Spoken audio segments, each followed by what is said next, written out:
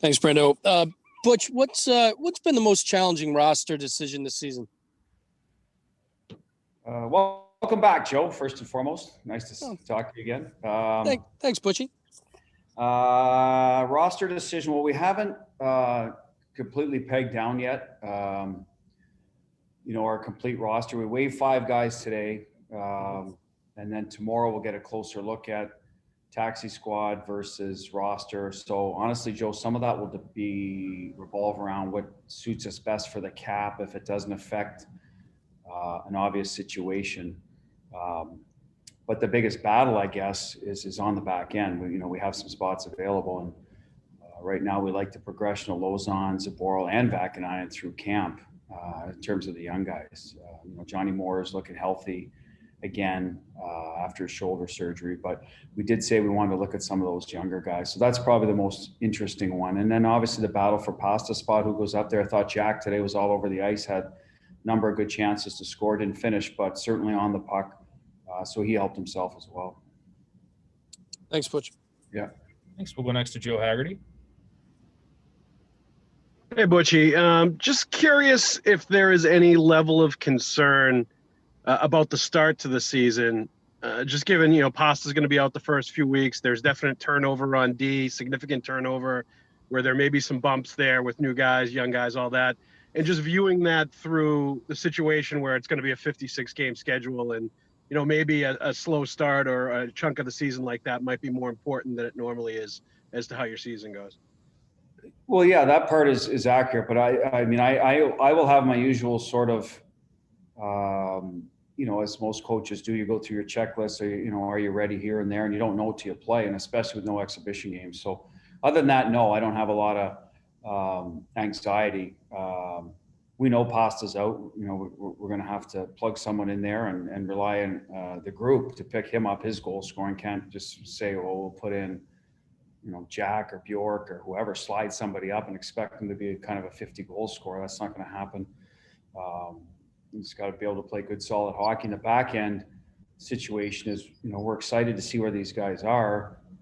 But excitement can turn to apprehension if they're not where you want them to be, right? So that I guess that's the thing going forward is, I want Thursday to get here so we can see have we evaluated these players properly from their time in Providence and their time up here where we feel they can help us win or not. So, and it won't be, and it's not fair to also say that Friday morning, wake up and if they play well, say a problem solved, or if they don't, that, we've blown it. So I think there will be a little bit of time that goes into it, but Thursday's our first chance to look at that. So those are the areas that, as a coach, that are in the back of your mind. But no, I'm not worried. I mean, we got enough good players, got solid leadership in that room. I think guys are excited to play, and that's the most important thing. To get back to work, and it's January, right? So we're 3-4 months behind here. So I think our guys are ready to go.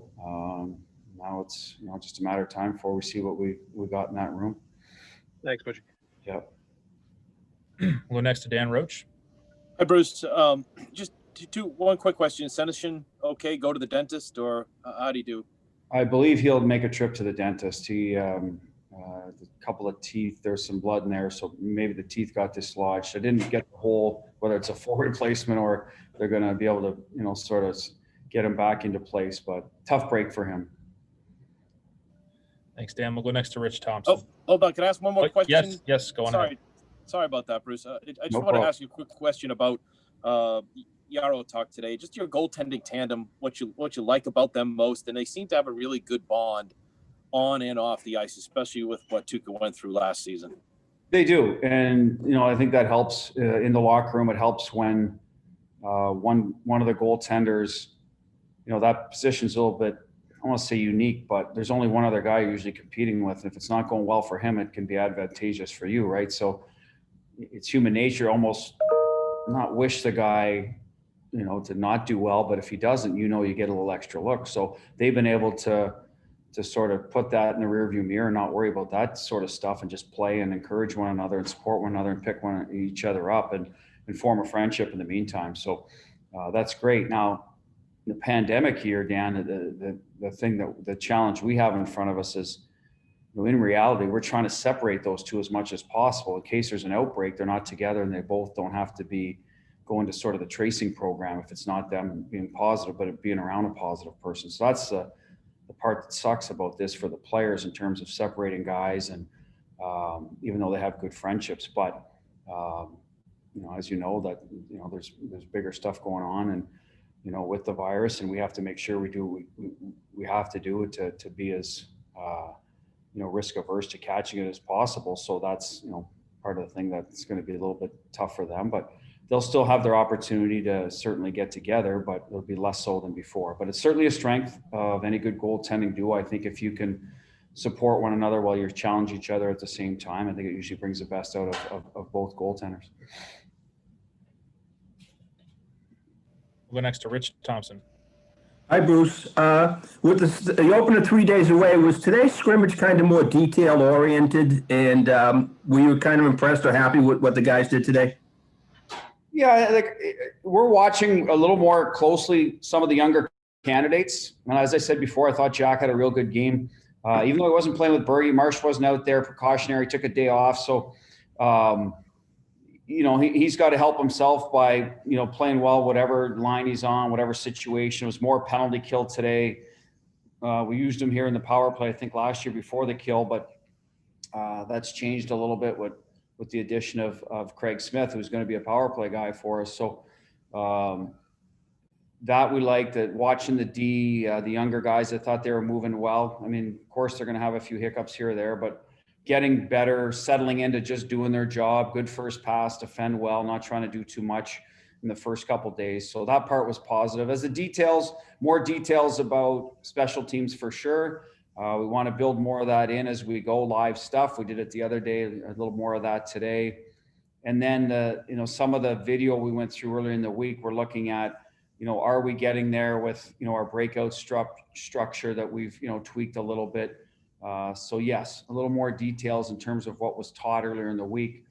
But again, more game situation more than anything, Rich, is get guys playing against live competition, because that was it. Tomorrow is going to be, listen, you can compete in practice, and we do. And I like our level of compete a lot of days, but still not going to simulate live competition. So we thought today would be the best way to do that. Thanks, Rich. We'll go next to Matt Porter. Hey, Bruce. First, just to follow up on the separating the goaltenders, it's kind of interesting. Do you find that they just can't be within 6 feet of each other, or is it even beyond that? You just try to keep them? Oh, I mean, they're going to end up within 6 feet, but obviously, goalie Bob's discussed with them that, for example, meeting rooms, right? So goalies, if they're getting together with Bob, they'll usually huddle around his desk and they're going through some video, and you're in tight quarters. You just can't do that anymore.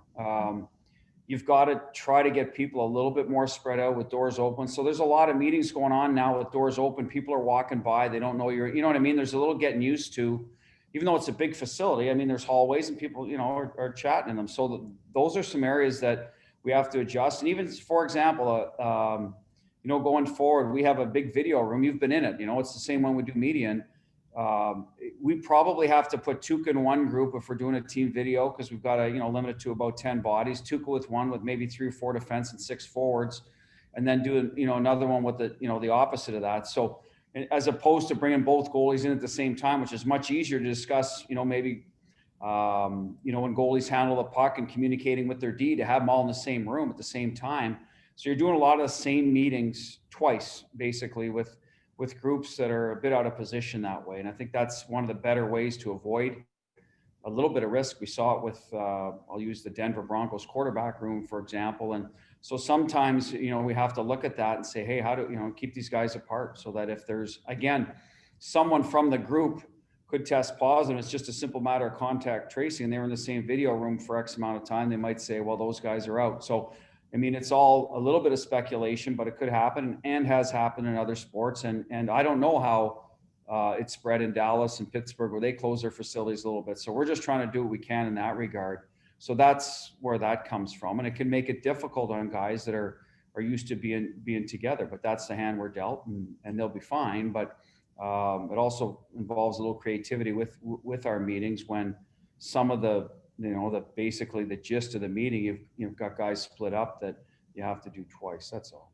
I'm kind of curious how this, given that you're going to be on the road for, a few games here to start, are you set up to separate guys on the road? I'm thinking, might you have to do morning meetings over Zoom or something like that? Well, we could get into that, or if it might depend on the facility. Like if you get in there and there's really no open spaces where you can accommodate enough people that are spread out accordingly, then there may be some Zoom, or you're just going to break it down into the same meeting with very small groups. I mean, we did that in training camp. We had a lot of the same points we wanted to get across. So we just kept wheeling in, smaller groups and going over the same meeting. So it's actually good for, if let's say I'm the one that was presenting on a particular day for the rest of the staff to get in and present in front of the players. And so I guess that's a positive in it, that, the assistant coaches are doing a little more, talking points with the players, hearing a different voice. But even let's say that those guys took the bus together, for example, Matt, to the game together.